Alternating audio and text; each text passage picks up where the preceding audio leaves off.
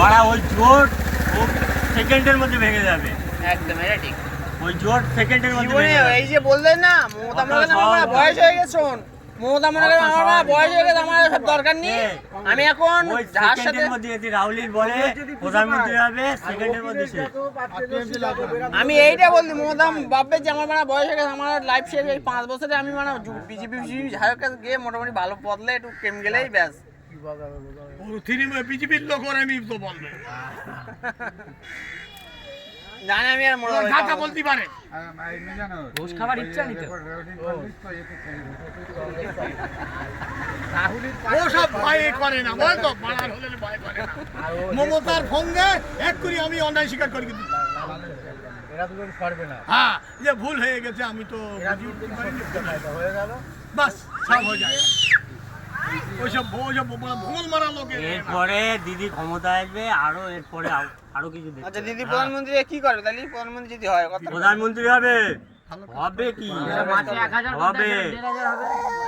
করতে না, এই লালু একবার তাহলে মুখ্যমন্ত্রী রেলমন্ত্রী হবে কেটা? মুখ্যমন্ত্রী হবে কেটা তাহলে? বাংলা লালু একবার রেলমন্ত্রী হয়ে ঘাস কাটা লোক রেলে চাকরি পেয়ে গেল, আর দিদি প্রধানমন্ত্রী হয়ে বাংলায় সব বাড়াই হয়ে যাবে, সবার চাকরি ঘরে ঘরে অভিষেক অভিষেক হবে কেন? অভিষেক তো ছোট ওর থেকে ভালো ভালো নেতা দেখতে আরো না, অভিষেক মনোনীত প্রার্থী হবে। কেন? মমতার মনোনীত প্রার্থী কেন আমার হাই সাহেবের মুখ্যমন্ত্রী করলে কি হয়? হাই সাহেব আর অভিষেক যেদিন মুখ্যমন্ত্রী পদ নেবে সেই দিন বাংলা ধ্বংস হয়ে যাবে। হ্যাঁ ওইসব ধানচালের কাদামিগুলি হবে না। অভিষেক যেদিন হাজি সাহেবের মুখ্যমন্ত্রী করার দরকার। নুরুল হাজি কেন সমর্থন করবে না? মমতা করবে মনোনীত প্রার্থী, মমতা করবে যাও তুমি চলে যাও জায়গায়। বুঝলি মিজা?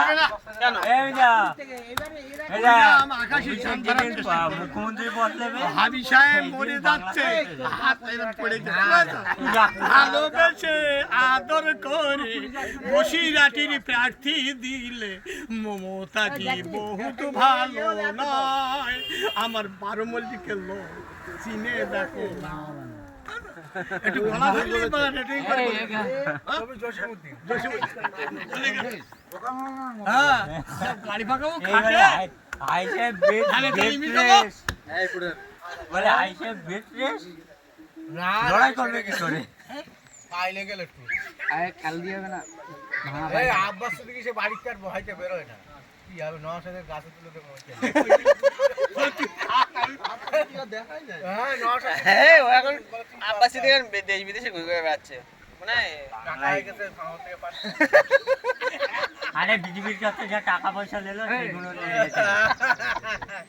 সেইগুলো না সত্যিকারের এতে যাই বুঝতে যাচ্ছে নওশাদ আব্বাস সিদ্দিকী পার্টির প্রবর্তক, তারে তো আরো বেশি দায়িত্ব করা ও তো বাড়ির লাগবে না বলে বিজেপির কাছে। আরে আব্বাস দিকে কেরাম চাচ্ছে আব্বাস সিদ্দিক বিজেপির কাছে টাকা লেছে বলে টাকা লে দেশ বিদেশ সারা ওয়ার্ল্ড ভ্রমণ করছে।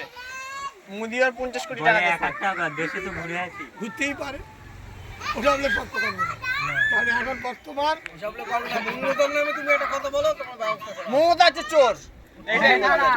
চোর হলেও বংশ কেন? ভালো, আর কোথায় যাবে? চোর হলেও বংশ ভালো।